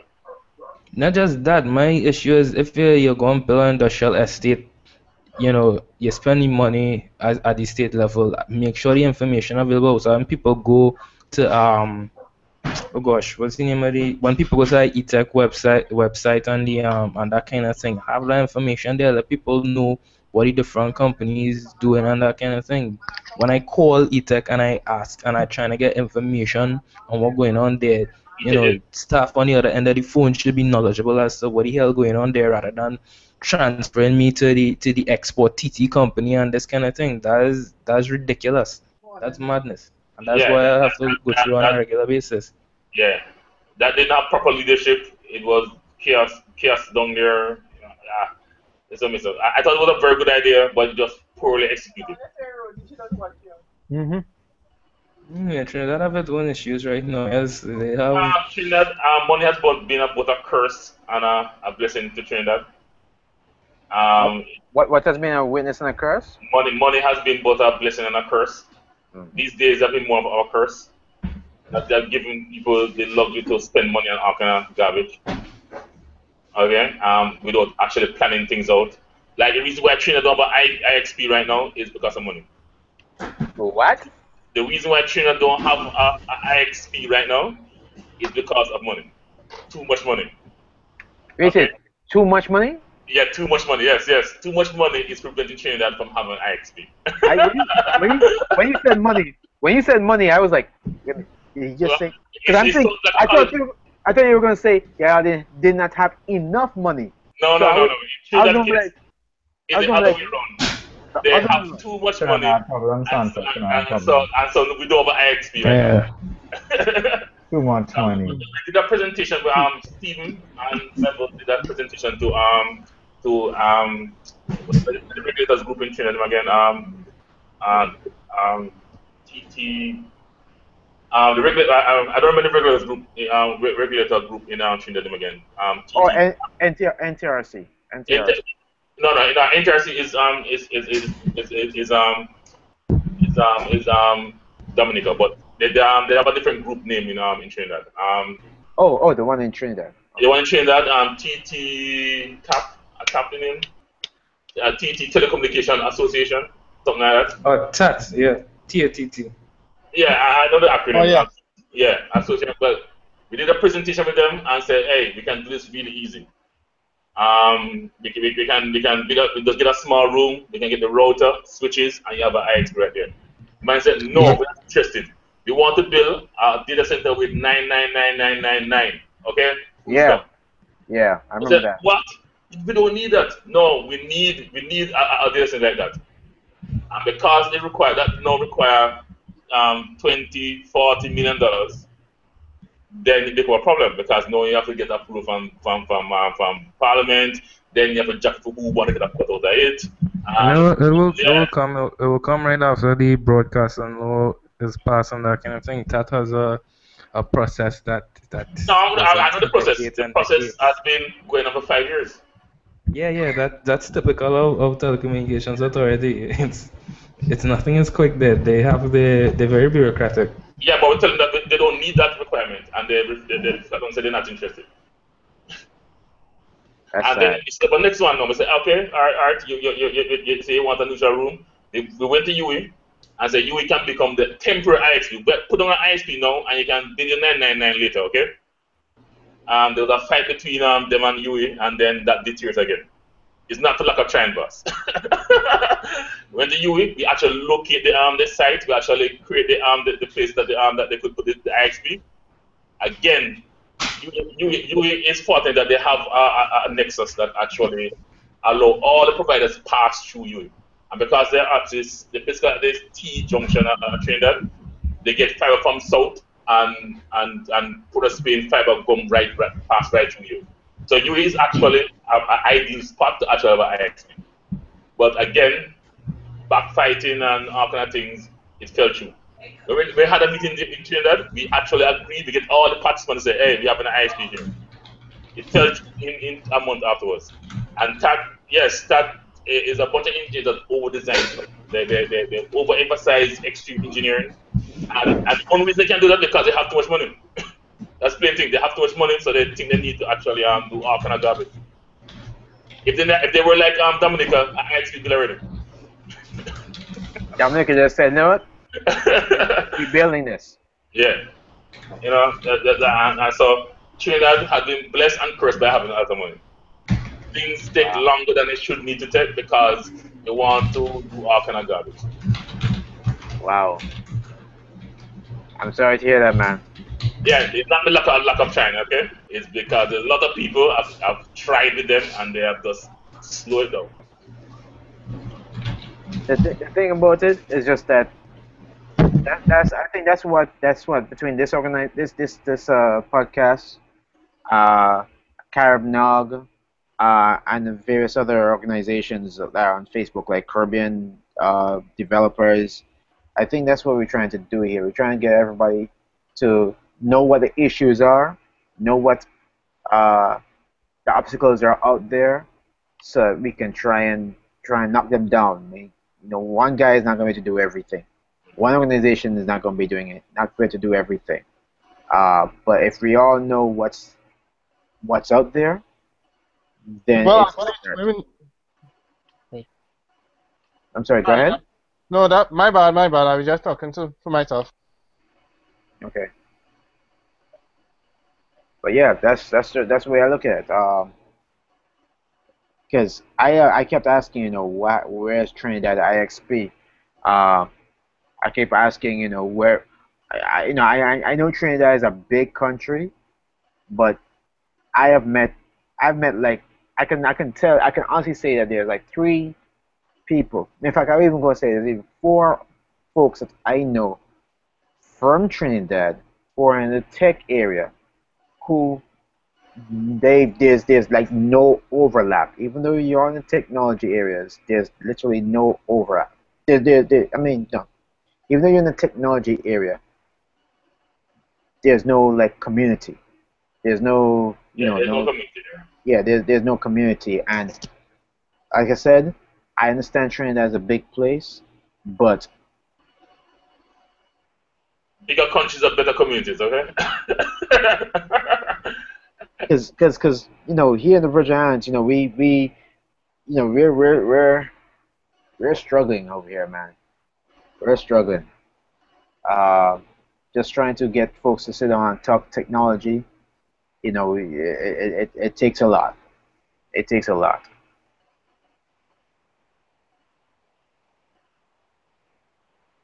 Yeah, my neighbor could be doing nuclear fusion down the road. I don't even know what it. That is true, That is true. The neighbor said hello to every day, and I move along and look through it and look on him. He could be doing nuclear physics, and I don't even know that he's doing it. I mean, the guys out here, I'm quite sure that that they could benefit a lot from being on the Caribbean Network Operator Group, because I mean we're not having a lot of dialogue on it right now, Steve. But I know a lot of the folks who are on that group are some serious players, and uh, I know it would be a benefit to everybody if we could all just start communicating. I mean, that's our field. We're information and communications technologies, yet we're the ones who seem to be communicating less and using these tools less. We're using we're communication experts, but we are the one using the least amount of. We're not communicating at all. Yeah, man. Uh, it's quite sad. It's sad,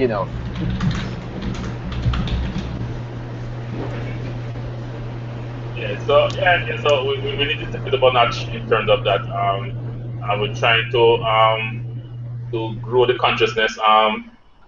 There's a few companies that I work with as well. A company named Telios Systems.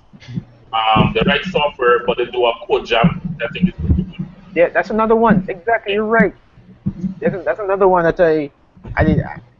Telios. I never heard about Telios before. I didn't even know they created an app. They're not only do the app, they're the one that doing all the text messaging in Trinidad and the Caribbean. All the text message routing and things like that. They wrote this software that actually run that whole system. They get Microsoft best developer MVP, best developer .NET developer award 2 years in a row. Okay, it's considered one of the best written .NET application in the world right now. And it was entirely developed in Trinidad. See, but no yeah, foreign investment, no foreign programmers. Everybody there was local, and nobody really knows about it. yeah, but you said the magic words though. Microsoft. Yeah.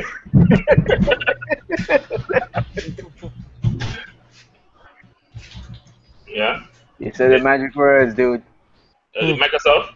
Yeah. Why is that a magic word? What happens is that a lot of the folks that are, I would say part of this Hackers Hangout, not exactly Microsoft fans.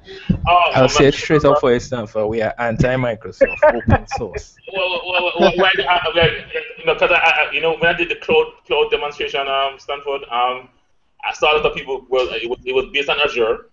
Right. Other people were not very open to the Azure cloud platform. I was saying that, what's going on here? They wanted to stick open stack instead, Well, I'll tell you. I'll be honest with you. I have not jumped into any of those technologies as yet. I'm trying to carve out some time to do so. And I think for me, my thing is I do not like to get tied into anything, and I know Microsoft has opened up a lot over the last couple of years. But one, I like to build solutions, test them first, and it's for that reason why I lean a lot towards the open source tools. Okay. Microsoft was my best friend Yeah. up to I think it was last year when they closed off their their Yes, tech. yes. I was very upset about that. Yeah, I shot.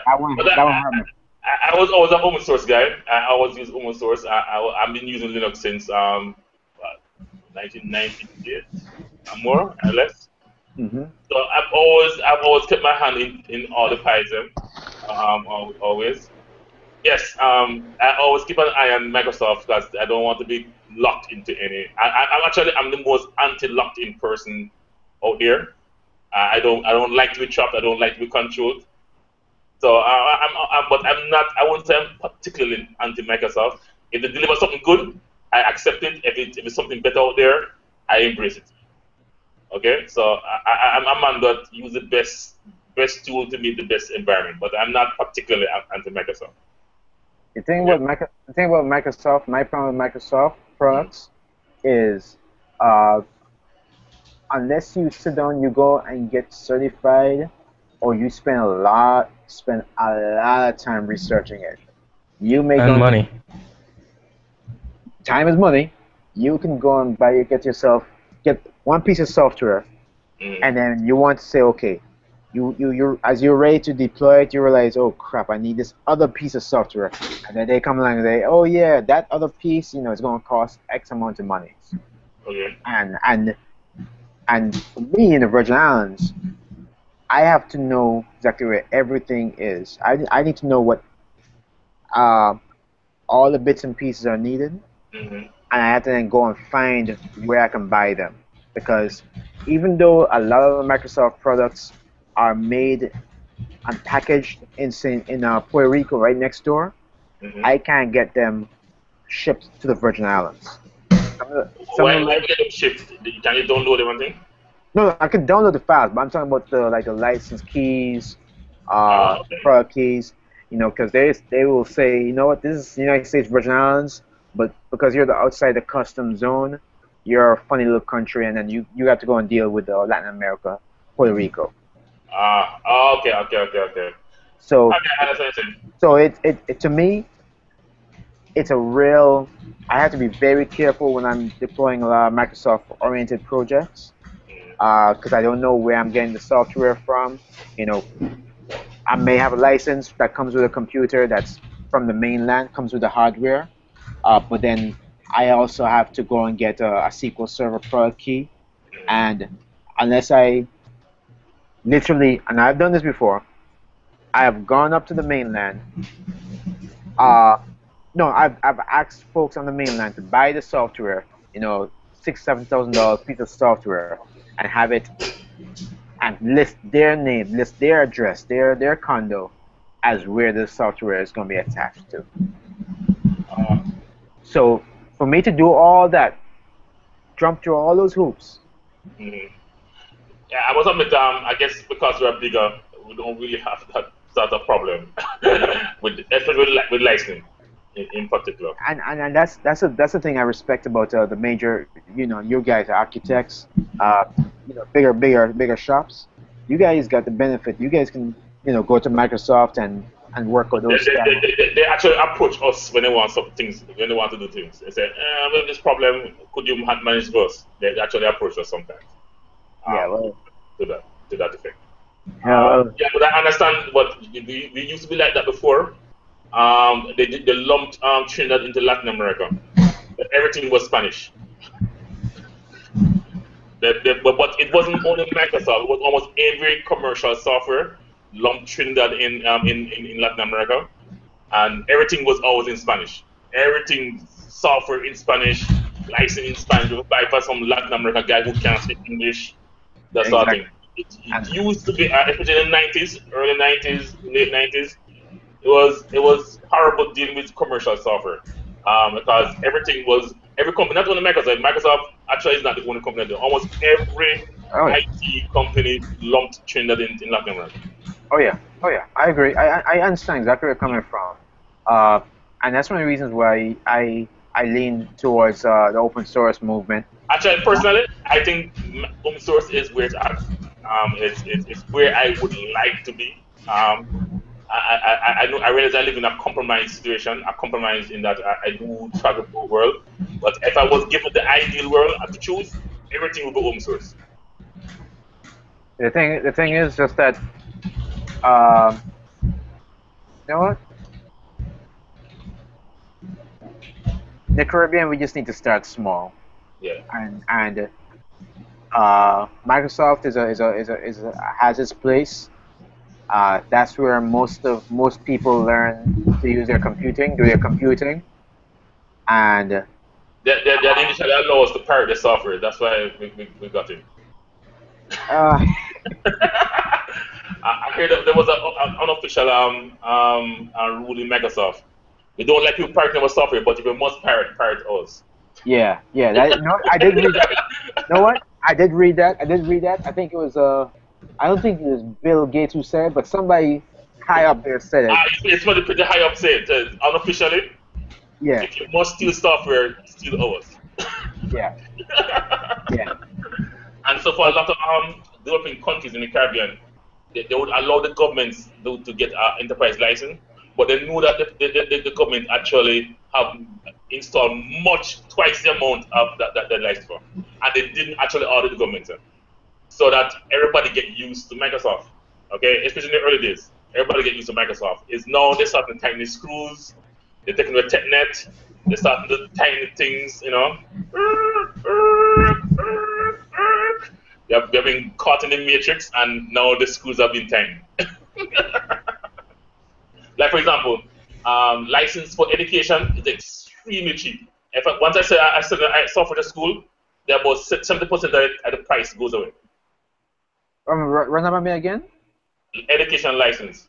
Once I say I'm selling software to a school, 70% of the price of the license goes away. Really? Upfront, yes. Once you say you give education license, 70% disappears. Yes. They don't play. They want to get into the hearts and mind of the children. Yes, to roll out Microsoft in the school is it's similar. In terms of actual costs, it's very similar to open source. Okay, if you're doing an educational installation, and I say, hey, this is an educational license I want, the costs are similar to open source. Open source is free. You don't pay anything upfront, but there's an overhead of actually supporting and rolling out the open source software. And I think that overhead is what a lot of the people who make these decisions to get software or put together in IT, they rather put that money, that investment into the software rather than the human resources. Yeah. So you have to invest in the human resource to get open source up and running. Yeah, I had a bad experience with open source a little bit. There's a school management software called Fedina. Fedina, you know it? Have you ever come across it? Yeah. It's for managing schools, courses, the staff, everything altogether. They have a community edition that we installed and we rolled out because, of course, it was free. So we over Linux. Then we learned that there were certain features that weren't available in the community edition. Okay, that we suddenly realized that we needed. Right. One important thing we needed was timetables, right? Every school needs timetable, but they didn't have it in the community edition. No, actually, I didn't mind that. Actually, I don't actually mind that because then you had to pay for it. You had to pay. They had a commercial edition of that software.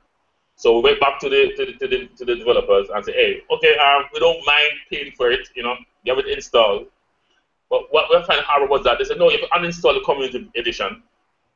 But the community edition already being used already. It was people entered data inside it already. That the uninstall, because the table structure, the actual database structure was actually different from the community edition database structure was actually different from the actual commercial edition.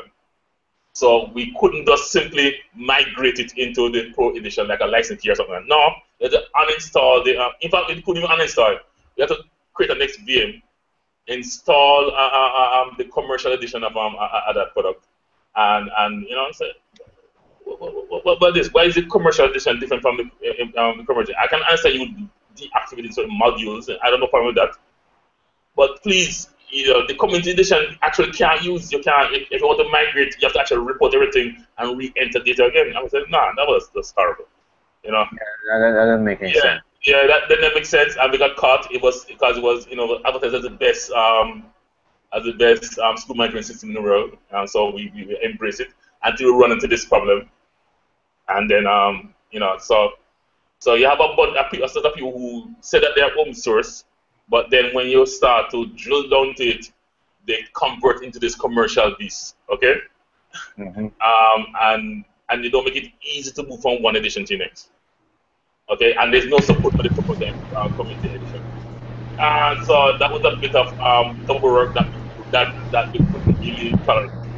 And yeah, if we had to get some commercial edition and install it, it would happen one time. But if you are using open source, there's also a human factor in the development. But also, certain companies, the way they present open source is a model that is a little bit dishonest. So I can't. Are you talking about the freemium model? Pardon?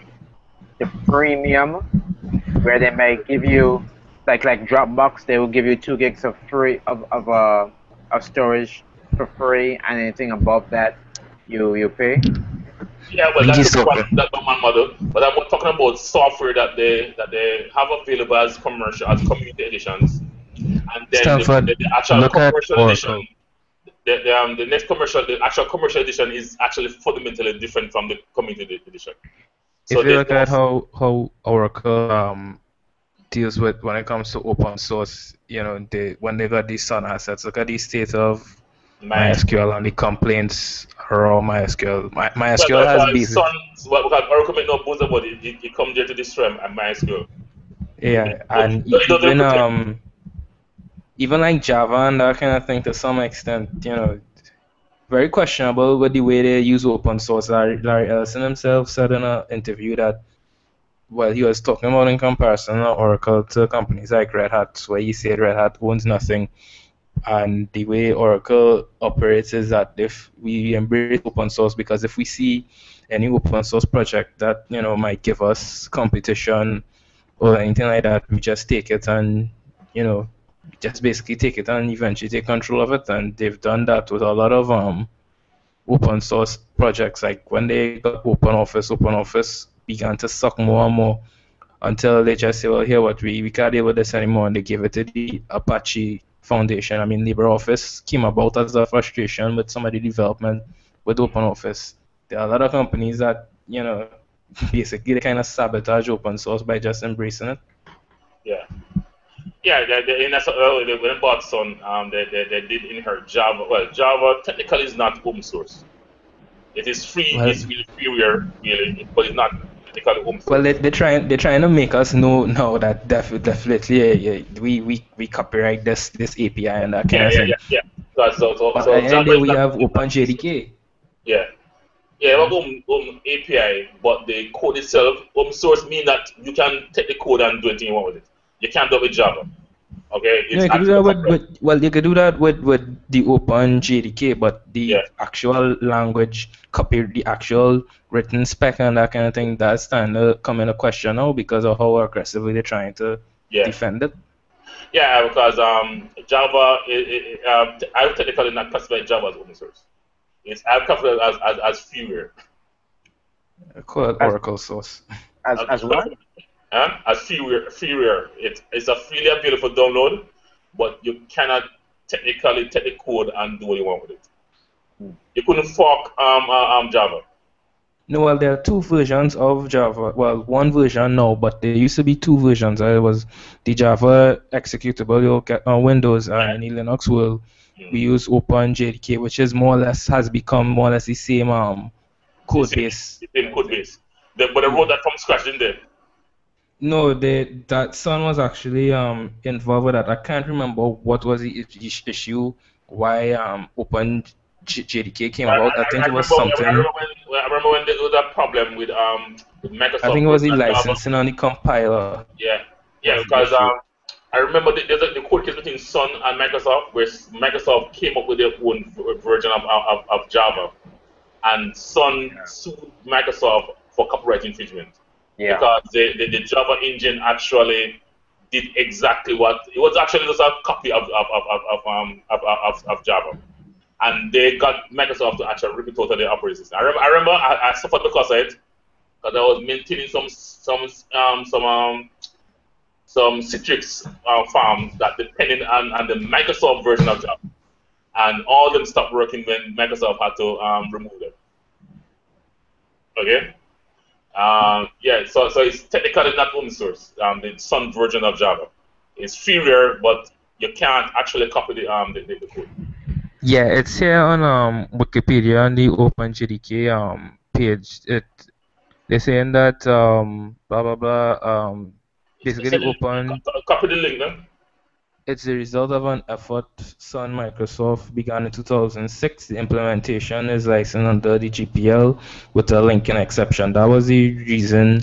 I think had something to do with the licensing of the actual compiler being used at the Okay. point in time. Were it How not about for the the engine itself? GPL, How about the runtime engine? well, what I'm saying is that on Windows it's different. What you use on Windows is different to what you have Linux. on the Linux and the Mac and that kind of thing. Okay. I don't know about the not mentioning. Well, there we go. We'll call it on Windows GVM. Let me see. I remember it was something to do with the compiler because I was actually looking to get into the internals of that, but the the people who behind this Java community seem to be a bit facetious and full of stuff at the point in time. The documentation I read was ridiculous, and that was not too long before all the security issues started happening. Let me see who owned this Java engine. Sun System.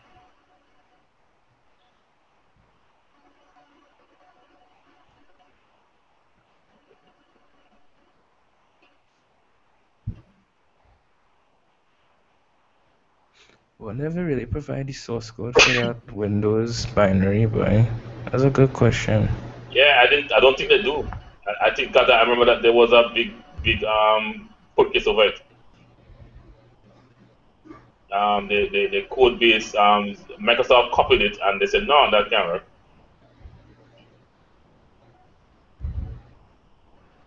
Microsoft made the Licensing. and they said that was a violation of their rights. Yeah, I remember that lawsuit.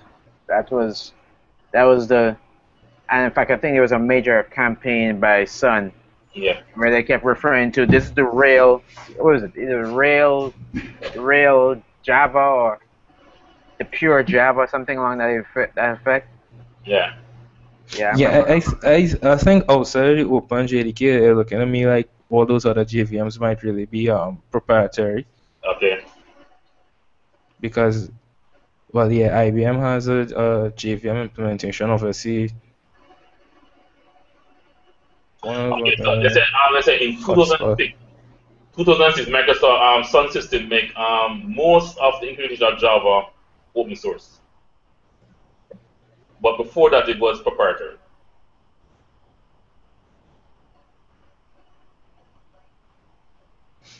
That would make sense to would have helped with the Java everywhere because you can't have Java everywhere if you don't have a open source implementation. So Yeah. you have a proprietary code on your open source implementation. All right. Okay, all right. Who own MySQL? Is still under Sun or is it being open That source? Sun doesn't exist anymore. MySQL is completely Oracle. Actually, to the Oracle. point today I tried to install MySQL, and before they used to ask you to sign up for a MySQL something account that I had, and apparently like that no longer exists. They want you to create an Oracle account before you download MySQL, which is I this is just ridiculous. This is open source software. I mean, this is GPL license stuff. Why the hell must I create an account with you just to download the latest MySQL release you have up on your site? But Oracle stamp they successfully stamp the name over everything related to the Sun assets. And well, MariaDB for the win, yes. That's all I'll say for now. Repeat that one more time. MariaDB is basically a binary compatible database written by the guy who originally created Yeah, MySQL. yeah, it's 'Cause, a fork of MySQL. Yeah, so I think everybody moving over to that. yeah, he was one of the first persons to say Oracle is on a mission to destroy, you know, Java, Because MySQL. in many ways, MySQL was competing directly with Oracle. Hmm. Yeah, for Before the the fork smaller stuff. clients, Yeah. for the web and the smaller Yeah, for the web, clients. and it wasn't too bad as a big enterprise database neither. It wasn't bad. It was competing against Oracle in many ways. And a lot of as a Linux, especially Linux and Unix implementation, people were using MySQL. They were replacing Oracle with MySQL, but Oracle too expensive, Yeah, ridiculous. man. Yeah, Oracle and SAP in the same boat. They make their software complicated, expensive to acquire, and expensive to learn. You know, it's obvious something cheaper going to eventually come out and get competition, which they're aware of, and to their credit, they try their best to stamp out the competition as quickly as possible, usually by just buying up the competition, which is Yeah. what both companies have been doing. yeah. Well, that's not good. It's not SAP and good. those guys, I find in the same boat. They're big, they're complicated, and they essentially change the user, force the user to conform to them. Who are you talking about here? Sun and Oh, PeopleSoft. Sun. Yeah, Sun. Yeah, Oracle. yeah. The new Oracle. Sun is dead. Yeah, Sun is dead. Yeah, I used to support a Sun a mini computer. They were, they Yeah. were, they were using them to use these do these simulations, these oil modeling simulations, Hmm. and they were very expensive computers. And so what we did was that we replaced them with some XP machines. We run some parallel computing software on both of these machines, and six of those PCs were beating out the Sun. So we, I we believe that. replaced we I had believe about that. six machines running some parallel processing software that made them run that cluster, and then we write software to run on the actual cluster. And they were beating out the Sun mini computer. Yeah, I believe that. I believe that 100%. Um, a lot of that hardware is good for when you want to send man into space, Yeah. or you want something that is really solid. But I don't even bit better anymore. People pulling off the wrap thing to send man to space now, yeah. that is true. Man going, I'll go into a shop and buy computing. You know there was a virus on a space station the other day, right? That is true. They were Listen, they were using standard i86 architecture, and they were running Windows. All right, and here recently they replaced all the Windows though with Linux, but before yeah. the space station was initially running Windows. Okay, man was in space running a space station, and Windows was running it. Okay, I know people are ashamed to say it, but that's what they were using. Eh? No. I know. You I know. feel that's something that you forgot about the controls for the drones that got viruses because the troops were browsing the net on the computers they use to control the Yeah, drones. yeah.